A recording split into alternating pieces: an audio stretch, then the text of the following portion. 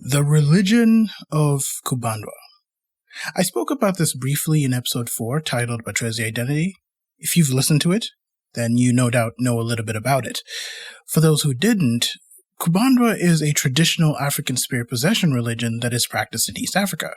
The word Kubandwa contains the common Bantu root word of band, B-A-N-D, which means to exert pressure from the outside to the inside.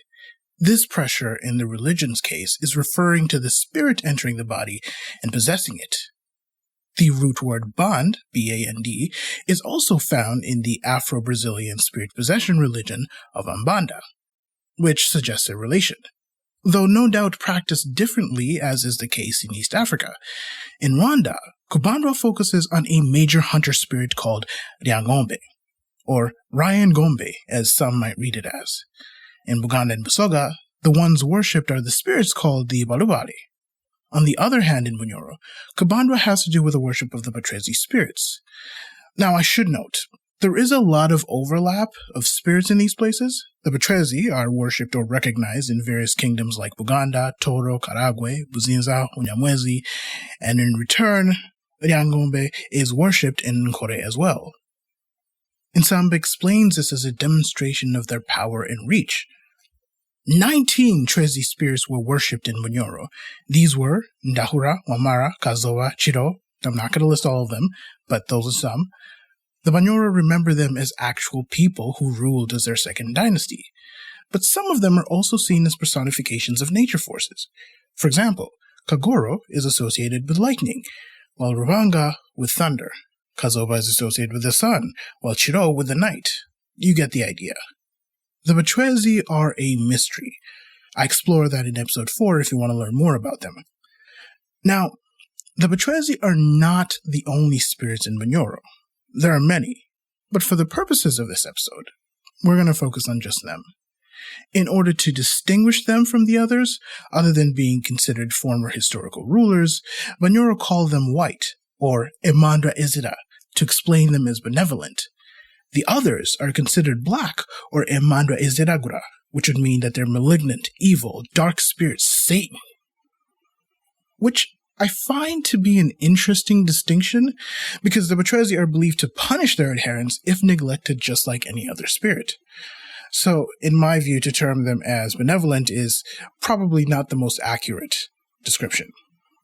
But it is explained that the Cwezi offer prosperity and fertility, unlike the dark spirits that are there to cause trouble. That is, provided that they're properly propitiated. Each Cwezi spirit must always be looked after by the clan that they belong to. For example, the Babito's clan spirit was Wamara.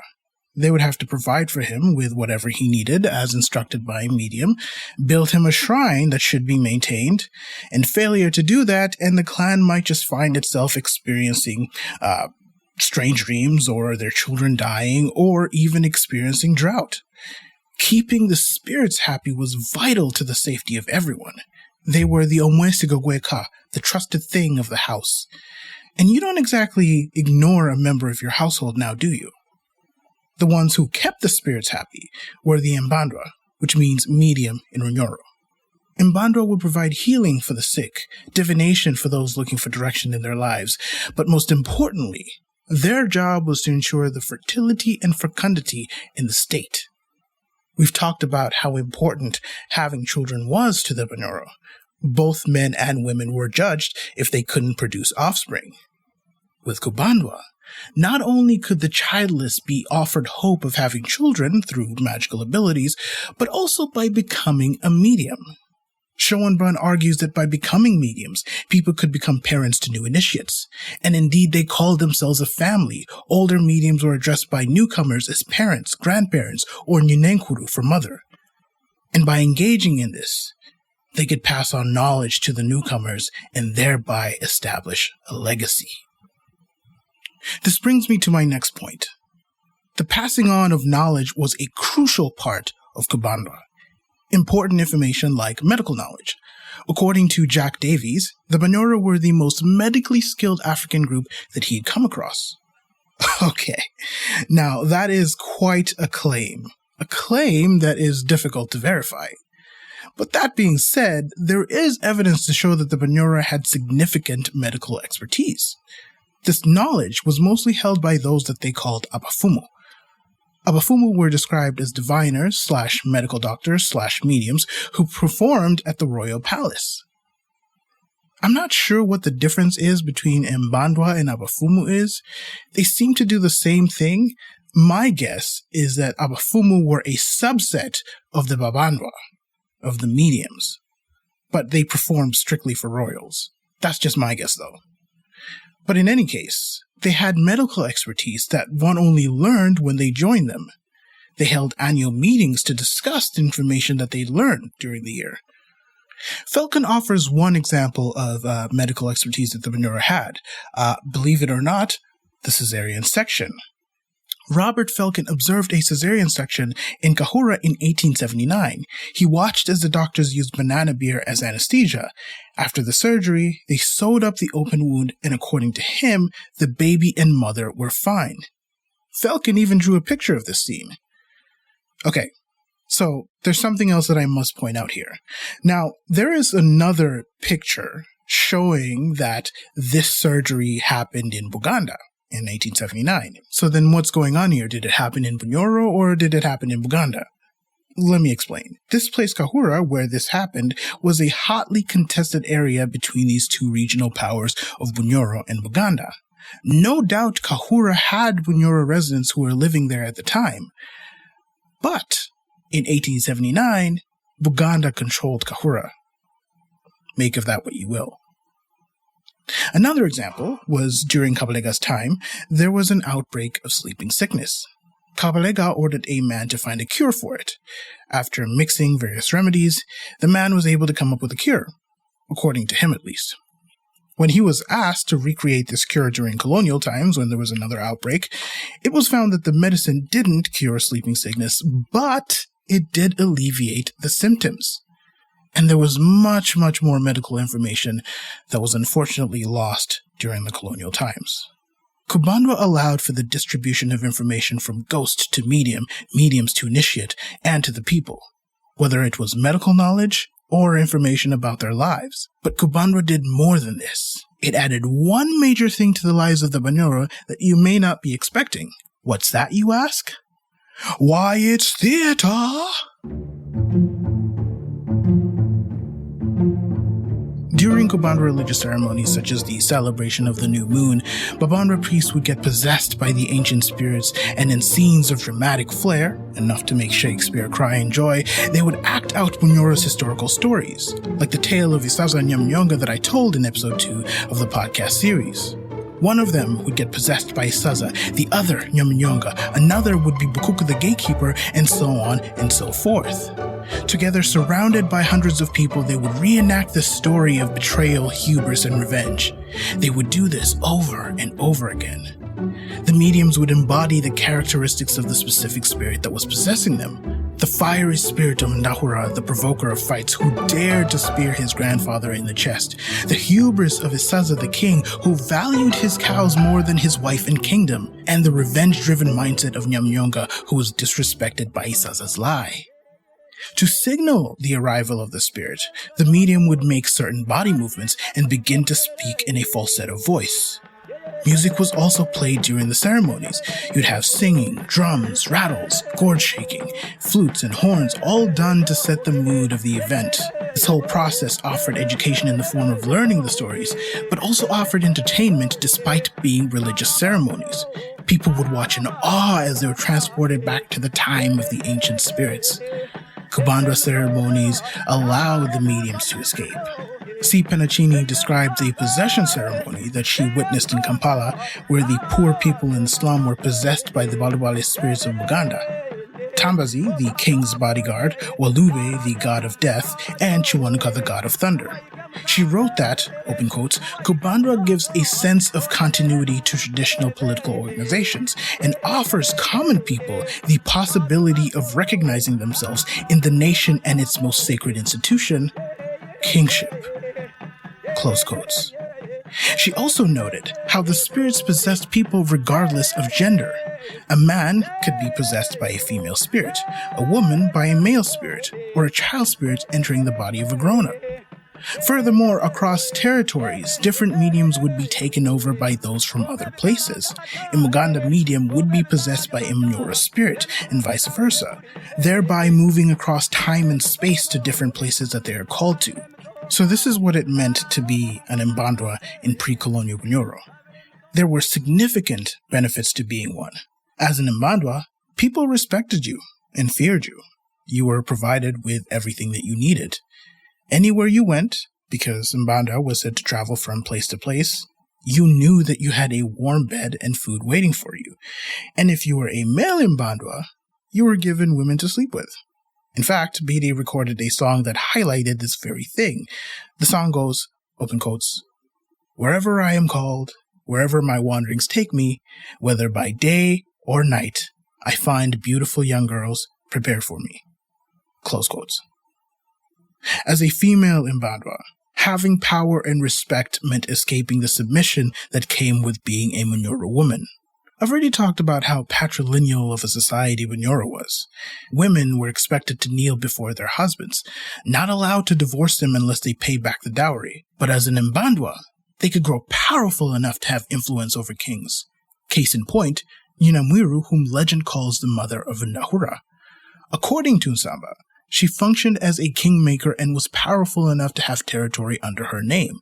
In fact, her cult survived the centuries, but almost became extinct in the 1850s when she backed the wrong king. Her choice of royalty, Rakabale, ended up being overthrown by his brother Kamarasi, and she went down with him. Another example would be the Kubandwa Nyabuzana, whose influence covered the place called Ibanda, which is, of course, my last name, hence why I picked her. Just listen to how she was described by Bamunoba when she was sent by Kabalega to help King Mutambuka of Nkore in the 1800s. Open quotes. Nyabuzana was given land at Ibanda. A palace was built for her, and she was surrounded by servants sent by the Abagabe. He constantly called on her advice as to whether war was imminent, whether a raid which he proposed would be successful or not, whether there was trouble brewing in his enclosure. In the latter case, she would advise also on the countermeasures to be taken, but her main function was to bewitch the other chiefs, so that their defeat by Mutambuka became a foregone conclusion. Close quotes. Later in the article, Bamunoba describes a scene of power during a Kubanda ceremony that Nyabuzana was conducting. A huge black snake entered the house confidently and coiled itself on Nyabuzana's lap. Then came a huge leopard, walking majestically and wagging its tail like a dog to kneel before her. Finally, with much blowing of flutes, beating of drums, and dancing, the majority of those present fell to the ground in a state of possession. After 2 days, they descended the hill again to the lake Echijongo, which is formed in the bend of the river Echambu. This river arises from the confluence of Nechibirungu and Echirimire and flows into Katonga. At the lake, musicians played with the utmost of skill. The people danced wildly and Nyabuzana dived into the water, disappearing for 2 or 3 hours. When she returned, she brought a spray of Inyawera, beautiful leopard skins and fine bark cloths. The rite was now complete, and Nyabuzana returned home with her attendants. Close quotes. This is the type of power that women had to gain. And over the course of the region's history, there were many women like this. For example, Nyabingi, whom Rastafaris called Nyabingi. Jamaican Rastafaris took up her name to describe their gatherings after the uprising of a woman called Muhumuza in East Africa. The Germans had installed a puppet king in place of her son, who was the rightful heir of the kingdom of Rwanda.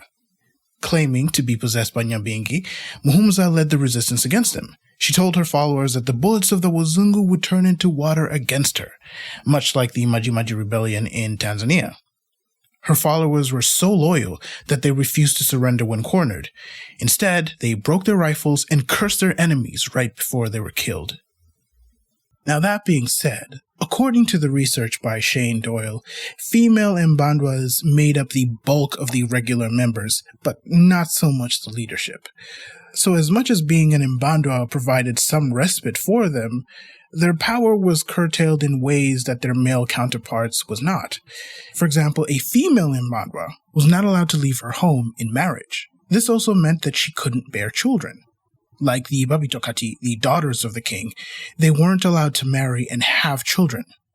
As a Bunyoro informant put it to Beattie, open quotes, how can a Mubitokati haggle over bride price with a commoner? Close quotes. Basically saying, you can't pay dowry for someone that is above you. So, we've talked about the benefits of being an Mbandwa. But like any other job, it has its downsides. In this case, what happens if they can't do what is expected of them? Which is, let's reiterate, to ensure the fertility and fecundity of the state, to provide healing and guidance for those who come to them, to provide safety from the occult. A lot of these things are not in human control. Now, it seems that the Bunyoro would keep thinking that the gods were angry with them, but they would also think that it was the fault of the priests, because if they were doing everything that they could, perhaps the problem lay with the person who was trusted with communicating with the spirit world. Roscoe talks about the punishment that was doled out to rainmakers when they couldn't do their job. If a rainmaker couldn't bring rain, the people could plead with the king to intervene. He would then bring in his own rainmakers to deal with the problem. However, shall they fail?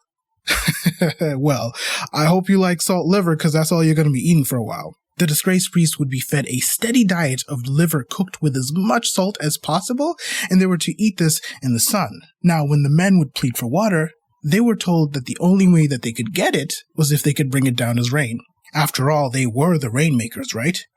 These poor souls would faint from the exercise. On the flip side, if there was too much rain, and it was causing floods and killing crops, then the priests would be forced to drink large amounts of water. The sentiment being that now they got to understand how everyone else was feeling. So the solution is, stop the rain or die, or rather drown by drinking as much water as you can. The Bunyoro couldn't believe that these priests were incapable of performing their duties. Doing that meant calling the entire practice into question. The power of the god/spirit of rain, which Roscoe writes is Munume, would be undermined. Therefore, the inability to summon rain or stop it was seen only as a result of stubbornness. So, would you have wanted to be an Mbandwa in Bunyoro? If so, let's talk about initiation. To become an Mbandwa involves going through a long and demanding initiation. After all, you are joining an incredibly secretive and exclusive group. There's just something about humans and gatekeeping. You can't just waltz through the door. A price must be paid. This next part might offend some people's religious sensibilities. If that person is you, now might be the time to leave. I'll be describing a spirit possession in some detail. I find it incredibly fascinating, and I think you will too, but I just want to give you a heads up in case that's not something you want to hear. Now, let's imagine that you are a Bunyoro in the 19th century. Candidates for initiation were varied. They could be handpicked by mediums themselves, they could be selected by their own families to be the next medium, or as a result of an illness or possession by a renegade spirit. Candidates could be children as well. So let's say that you are a married Bunyoro woman with 2 children. For the past 2 weeks, your youngest daughter has been acting strange. She fell ill and has been having strange dreams. Recently, you came from getting firewood and found that she was not in her bed. You look for her and call out to her, "Nyangoma! Nyangoma!" But no answer. Her brother, who was supposed to look after her, doesn't know where she is either. You begin to panic. You search frantically for her, all the while calling, "Nyangoma! Nyangoma!" As you twist and turn, scanning everything in your eye path, you see her in the distance, alone, standing amidst the bushes. You call again, "Nyangoma! Nyangoma!" "This child is testing my patience," you say. "Surely she can hear you in the distance." You run and grab her. "Why aren't you answering me? Do you realize how—" You stop. Something is wrong. You don't want to believe it, but you recognize it. Your daughter has been possessed. Part 1. The meeting. 2 days later, a group of Mbandwa priests knock on your door. They're a group of 10, all led by a tall, imposing man with a staff with rattles. Are you the one with the possessed child? Yes. Show us. You walk them over to your daughter. They examine her. Definitely signs of a spirit, the leader says. How long has your family in Mbandwa been dead? 3 months. 3 months? The old woman in Mbandwa responds. No wonder the child is suffering. Wamara needs a voice. It is clear that the child is one. No. But in a much softer voice, you say, let it be me. She's too young. Let me be his voice. The old woman looks at you up and down. We shall see. Part 2. The Initiation. It's dusk now. You are led outside surrounded by several Babandwa in ceremonial dress. They are dressed in long bark cloths. Their heads are crowned with beaded headdresses that are decorated with colorless monkey fur and cowrie shells. The same is true for their necklaces, which are also made of seeds and different types of wood.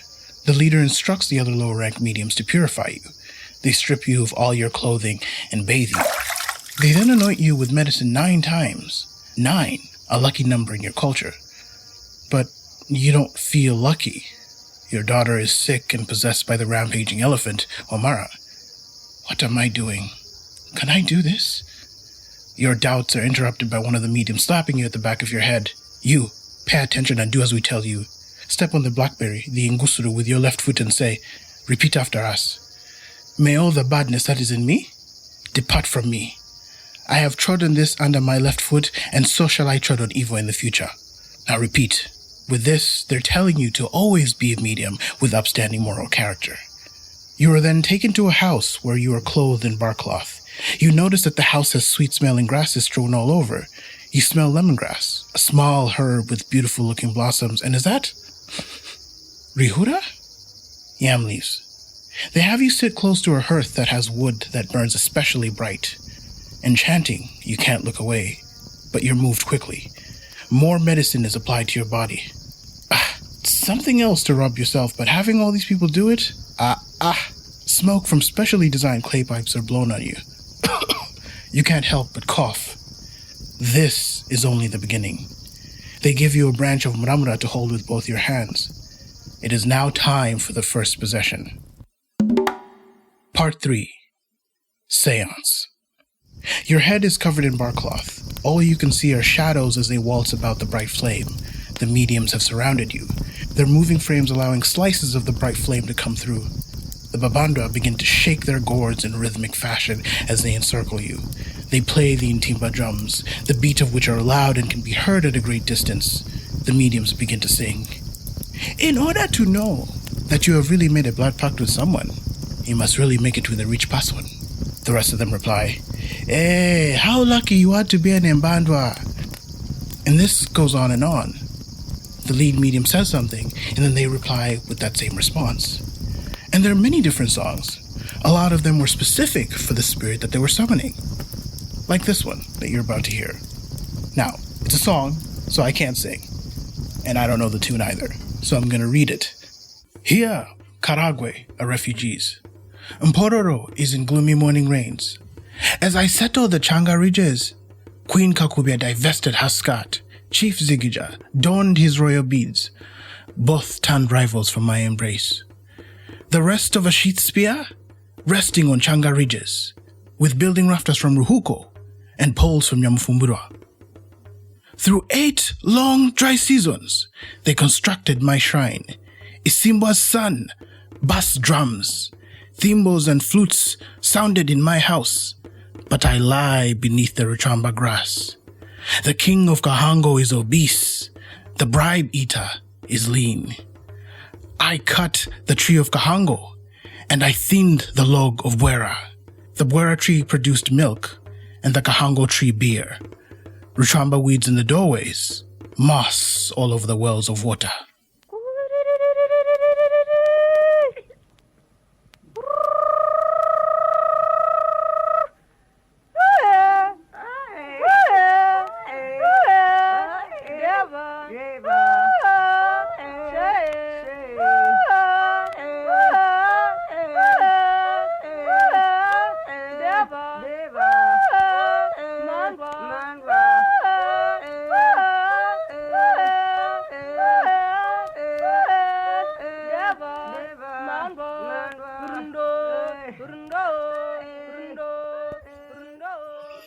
If you're wondering what incarnation you just listened to, that is a piece of Himaba Cwezi music recorded by Paul Van Thiel and Nikore during a Kubandwa ceremony.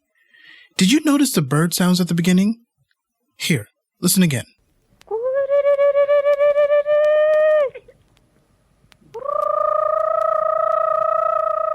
Van Thiel confirmed what other researchers like Bamunoba and Beattie had found. He noted that Babandwa mediums would produce animal sounds during their performances. So when you, the initiate, begin to display signs of possession by shaking the Mramra branch you were given in rhythmic fashion, the Babandwa would jump onto you while making baboon and hyena sounds or any other animal sound. They would then force you down like they do at a Benny Hinn church service, and begin to bind your hands and feet as if preparing your body for a burial. So, let's stop for a second before I end up summoning an actual spirit. There's something else that could happen here. Sometimes the person doesn't get possessed, even after hours and hours of singing and calling upon the spirits. And when this happens, the Babandwa begin to sing songs mocking the initiate, a way to nudge her into playing along. They'd say something like, "She has a stupid expression like a goat that is about to be caught by a leopard." She is, of course, unlikely to catch the hint, and in that case, they might say, "We need to go outside and cut some dry wood," meaning that the initiate is as stiff as a dry wood and needs to be made flexible. Now, of course, you, the initiate, are hurried outside some distance away from the event.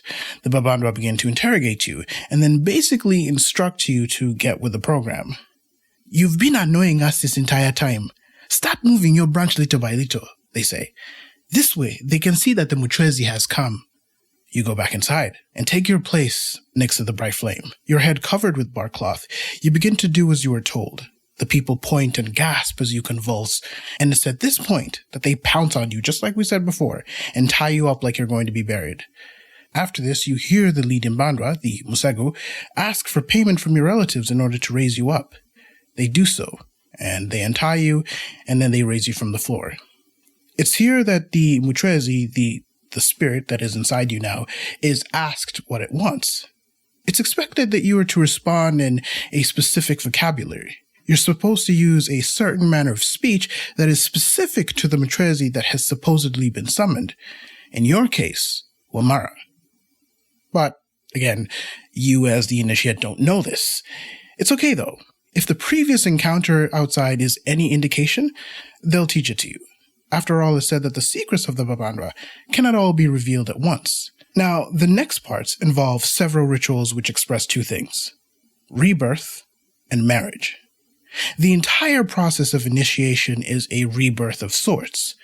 You are being reborn into something else, into a new world. No longer do you walk the same path as others. There are moments where you'll be fed like a mother feeds her baby, and there'll be a simulation of birth through which you will be pulled out from underneath the legs of one of the older mediums. In this new world that you'll be born into, you are a baby. That also means that you are to treat the other mediums as your elders, with respect and deference. This is one of the ways that they established hierarchy. You were expected to do what they told you to do, and some of it, you were definitely not going to like it. This aspect of rebirth is very significant in the Kubandwa religion. If you listen to episode 4 of the podcast, I spoke about the process called spiritual apotheosis.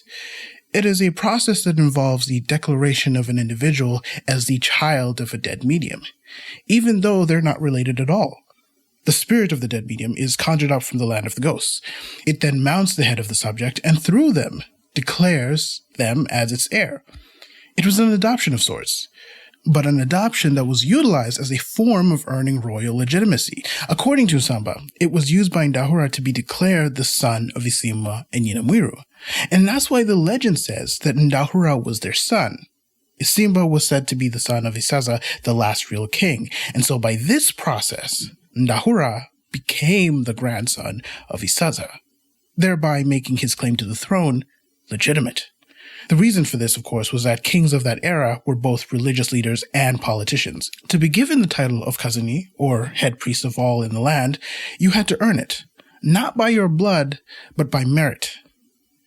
And as I mentioned earlier, this was also used as a means of escaping obutreke, or childlessness among Bunyoro. By doing this, one could avoid the shame that came with infertility. As for marriage, initiation into Kubandwa was seen as a wedding of sorts. As a woman leaves her home to go serve her husband, so too do you, as the initiate, go serve the particular spirit cult that you are being initiated into. Using Wamara as a case study, you would be in service of Wamara. In fact, as part of the initiation, a payment is asked for by the mediums, which is sometimes referred to as bride price. Interestingly, though, you, the initiate, being the bride, has to pay it, which would be the reverse of an actual Bunyoro marriage. Part 4. The Black Bush. Chisaka Ichiragura. On one of the days of your initiation, you are taken to the bush, a place with tall grass and thickets. It's referred to as the Black Bush. It doesn't seem to be a specific place, though. But the categorization of this place as black suggests something nefarious is going to happen here. Because, hey, yeah, there is. And you should be worried as the initiate. You're accompanied only by mediums to this place. You are then made to sit down with your legs wide apart while one of your mothers, your new mothers, supports your back. The lead Mbandwa, the Musegu, then proceeds to place a curse on you. But first, with his back to you, he bends over and thrusts his bum in your direction, an act that is considered lewd behavior in Bunyoro culture. He passes his gourd underneath his legs and touches your lips. He then begins to pile onto you a heap of curses as a way to threaten you. This is what he says. Open quotes. Now I have initiated you. I am a Musegu from a very long time ago. I belong in the time of Nyabongo. If you ever tell anyone that the Babandwa really see, the ground will open up and swallow you whole. You will be struck by lightning when there is no rain. You will be bitten by a cobra and a python. You will be pierced by thorns, and if you go into the bush, you will never come out alive. And when you lie with men, you will break wind. Okay, that last part's kind of funny. As far as curses go, farting during sex is maybe not the worst thing. At least if you're not releasing stinkers. But the point is to emphasize that the secrets of the Babandwa are to be safeguarded. Beattie says that this also meant that you were not supposed to tell anyone that you weren't really being possessed. Okay, so the next part of this will really drive home the importance of keeping the secrets of the mediums. The Musegu proceeds to pull out his spear from the ground that has been stuck there ever since you arrived, and pointing it at you, he says, "Hold her in place. I'm going to kill her." Your mother restrains you while exposing your breastbone. The Musegu rushes at you with a spear. The tip of it stops at your breast as you look away at the last second. You can feel the sharpness of it as you open up one eye and can see some of the dirt on the ground, which is now on your skin. Hey, it seems I had a bad grip, the Musegu says. Let me try again. Once more, the Musegu takes a few steps back and rushes at you with his spear, stopping once again at your breast. This time I slipped. I'll try again. Tears begin to roll down your cheeks as you look at the third incoming spear thrust. The Musegu stops once again by your breast. At this point, you can't hold it in anymore. You fall to the ground weeping. And when the Babandwa see you crying, they say, "You have taken hold of the secrets of the Babandwa. Others have undergone the same experience. You will now become a Babandwa like the other Babandwa." Basically, LMAO, bro. It's just a joke. Look, the camera's over there. After this terrible ordeal, you are then taken to pick your regalia from a heap of other regalia. These would have been items that you participated in making. They are cylindrically shaped, about 8 to 10 inches long, sewn in a bark cloth which is decorated on the outside with cowrie shells and beads. They are called either kalinda or bijwenge, either one. These regalia also contain potent medicines that are made from a variety of items, such as nail parings, blood of the initiate, yours, and eyelashes, among other things. The regalia also includes your headdress. That's right, you get a headdress. You, as the initiate, must pick the right one or else you'll be hit until you pick the right one. But usually you're told beforehand which one is yours. Once you pick the right one, the Babandwa say, "This child has pleased her Mbandwa, for she has selected its crown." It's after this that the Babandwa begin to teach you how to communicate when possessed. This vocabulary and language isn't understood by regular Bunyoro, and that's the idea. They want to keep the process mysterious, obscure, strange, and foreign. Some of the language used is an ancient form of the Muddy language, of the Muddy people. Others are obsolete versions of Bunyoro that nobody uses anymore. Others are just straight up foreign languages. Part 5. The White Bush and the Termite Mound. Unlike the Black Bush, the White Bush is not a place for you to be afraid. Here, the curses placed upon you are withdrawn, and instead of exposing his bum to you, the Musegu merely touches you with his gourd on your head. You are then reminded that you are a child, and you must be respectful to your elders, the older mediums. They are your parents or grandparents, and when you go to see them, you're expected to sit on their lap, which was a sign of respect and deference to the elders, and bring them presents. You also get more instruction in using the new vocabulary. That evening, or the next day, you are then taken to participate in an event called Kutemya Akaswa, which means to climb the termite mound. Here, you are taken to a termite mound, and somebody puts a hole in it so the termites can come out. When they do, one is picked and placed on your tongue. If you are worried about it biting you, that's the whole idea. It's considered a good sign if you bleed from the bite too. Next, a piece of your regalia that you received previously is put into the hole. If the termites have started to eat it after a day or two, it means that you'll be a good medium and will go on to initiate others. But there is one final thing that you must do to fully seal this initiation, and thus grant you the ability to intercede with the spirits and save your daughter. In order to remove the mahano, the ritual danger that you have been placed in, you must have sex with one of the other older mediums. But I have a husband, you might say, to which the Musago would respond to you and tell you, if you don't do this when you sleep with your husband, you will die. Afraid of what might happen next, you do it. Ritual sex was very much practiced in Kubandwa. An initiate, male or female, had to do this. As one informant to John Beattie put it, you will do it no matter the age difference, or if you had a partner. Another informant told Beattie that she refused to do it when she saw that the Musegu had an STD. When she didn't recover from her illness, she was told it was because she didn't complete the initiation. She ended up sleeping with another medium later.